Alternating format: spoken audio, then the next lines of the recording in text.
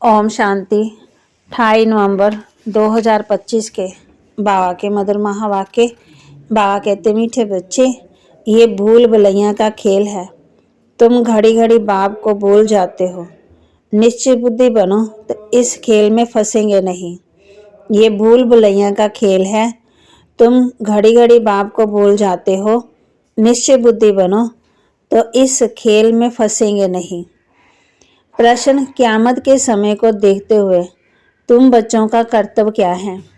क़यामत के समय को देखते हुए तुम बच्चों का कर्तव्य क्या है?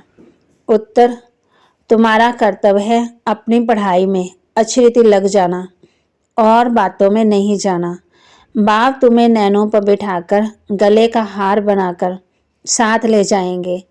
बाकी तो सबको अपना अपना हिसाब किताब चुकतो करके जाना ही है। बाप आए हैं सबको अपने साथ घर ले जाने।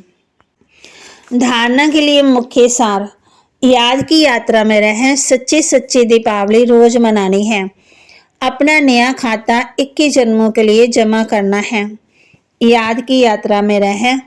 सच्ची सच्ची दीपावली रोज मनानी है। अपना नया खाता 21 जन्मों के लिए जमा करना है। ड्रामा के राज को बुद्धि में रख। पढ़ाई के सिवाय और किसी भी बात में नहीं जाना है। सब हिसाब तक चुकतू करने हैं। वरदान, रूहानी की स्थिति द्वारा व्यर्थ बातों का स्टॉक खत्म करने वाले खुशी के खजाने से संपन्न भव। रूहानियत की स्थिति द्वारा व्यर्थ बातों का स्टॉक खत्म करने वाले खुशी के खजाने से संपन्न भव। तो बाबा कहते, रूहानियत की स्थिति द्वारा व्यर्थ बातों के स्टॉक को समाप्त करो, नहीं तो एक दो के अवगुणों का वर्णन करते बीमारी के जर्म्स वायुमंडल में फैलाते रहेंगे। इससे वातावरण पावरफुल नहीं बनेगा। आपके पास अनेक भावों से अनेक आत्माएं आएंगी, लेकिन आपकी तरफ से शुभ भावना की बातें ही ले जाएं। ये तब होगा जब स्वयं के पास खुशी की बातों का स्टॉक जमा होगा। यदि दिल में किसी के प्रति कोई व्यर्थ बातें होगी तो जहां बातें हैं वहां बाप नहीं पाप है। स्लोगन, स्मृति का स्विच ऑन हो तो मूड ऑफ हो ही नहीं सकता है। स्मृति का स्विच ऑन हो तो मूड ऑफ हो ही नहीं सकता। अव्यक्त इशारे, अशरीरी व विदेही स्थिति का अभ्यास बढ़ाओ। जितना जो बिजी उतना ही उनको बीच बीच में ये अभ्यास करना जरूरी है। फिर सेवा में कभी कभी थकावट होती है, कभी कुछ ना कुछ आपस में हलचल हो जाती है। वह नहीं होगा। 1 सेकंड में न्यारे होने का अभ्यास होगा तो कोई भी बात हुई 1 सेकंड में अपने अभ्यास से इन बातों से दूर हो जाएंगे। सोचा और हुआ, युद्ध नहीं करनी पड़ेगी। रूहानी बाप रूहानी बच्चों को बैठ समझाते हैं। आत्माएं सुनती है, पढ़ती है, आत्मा में ही संस्कार है। हम आत्मा भिन्न भिन्न शरीर धारण करती है। बच्चों को इस निश्चय बुद्धि होने में बड़ी मेहनत लगती है। कहते हैं बाबा घड़ी घड़ी भूल जाते हैं। बाप समझाते हैं, ये खेल भूल भुलैया का है। इसमें तुम जैसे फंस गए हो। पता नहीं हम अपने घर अथवा राजधानी में कैसे जाएंगे। अब बाप ने समझाया है, आगे कुछ भी नहीं जानते थे। बाप ने आकर के पार्श्व बुद्धि बनाया है।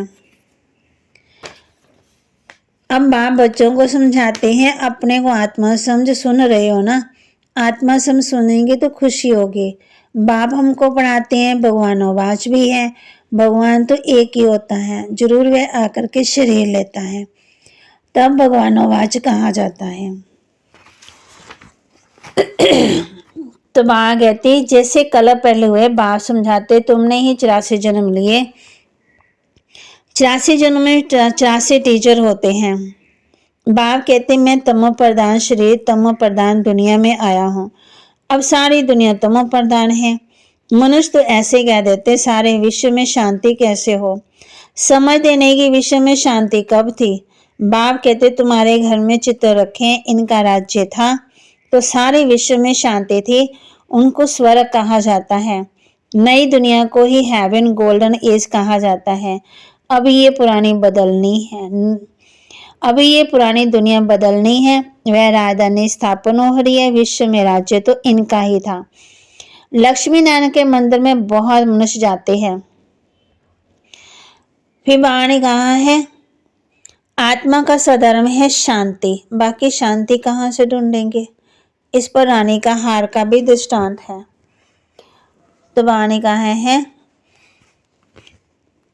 अभी तुम बच्चे जानते हो ये शास्त्र आदि जो पास्ट हो चुके हैं से सब भक्ति मार्ग के हैं। बाप कहते तुम अपने स्वधर्म में टिको, अपने को आत्मा समझो, आत्मा का स्वधर्म ही शांति है। तुम जानते हो रूहानी बाप द्वारा हमको ये पदवी मिलता है। गाती है ना मन के जीते जीत, मन के हारे हार। वास्तव में कहना चाहिए माया पर जीत, क्योंकि मन को जीता नहीं जाता है। मनुष्य कहते हैं मन की शांति कैसे हो। बाप कहते हैं आत्मा कैसे कहेगी कि मन की शांति चाहिए। आत्मा तो है ही शांति धाम में रहने वाली। जब शरीर में आती है तो कर्म करती है तो शांत हो जाती है। बाबा के महावाक्य को लाइक करें, शेयर करें, सब्सक्राइब करें और अपने जीवन में जरूर जरूर धारण करें। ओम शांति।